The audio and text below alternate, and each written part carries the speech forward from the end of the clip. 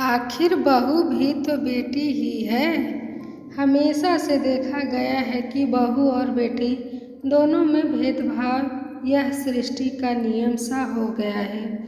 सास कभी भी अपनी बहू को बेटी नहीं मानती और न मानना चाहती। वह क्यों नहीं समझती कि उनकी बेटी भी किसी घर की बहू है।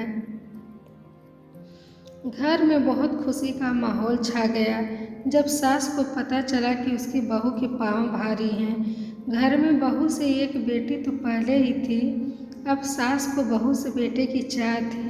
सास ने पहले पहल तो बहू का बड़ा लाड़ चाव किया, परंतु 3 महीने बीतते ही जब बहू को परेशानी हुई, जिसके कारण सास को सबकी रोटियां पकानी पड़ी, क्योंकि बहू को रोटी पकाने से बदबू आती थी।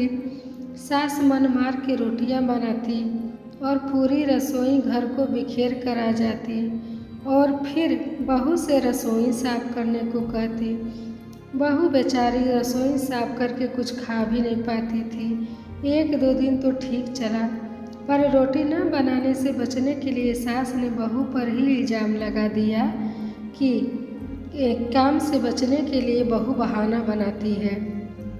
सास ने बेटे से कहा, मेरे बस की नहीं है तुम्हारी रोटियां बनाने। मैं तो अपनी 2 रोटी बनाऊंगी और खाऊंगी, जिससे भूख लगे वो अपनी रोटी बनाए और खाए। थोड़े दिन बाद पता चला कि उसकी बेटी भी पेट से है। बेटी माँ के पास आती है और कहती है, मम्मी मुझसे रोटी नहीं बनाई जाती, मुझे रोटी से बदबू आती है।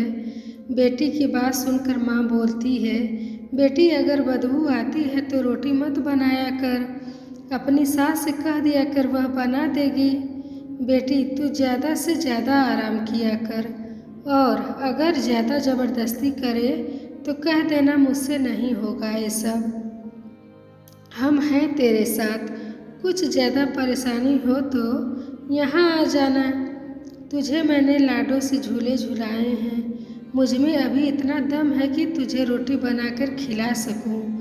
और तू चिंता मत कर, घर में तेरी भाभी भी तो है।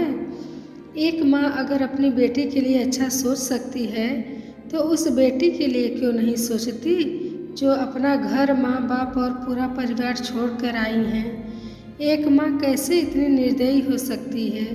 बहू के लिए कुछ और, बेटी के लिए कुछ और। मेरा मानना है कि अगर हम परिवार अपनी बहू को बेटी बनाकर रखे तो किसी माँ की बेटी को सताया या जलाया ना जाए।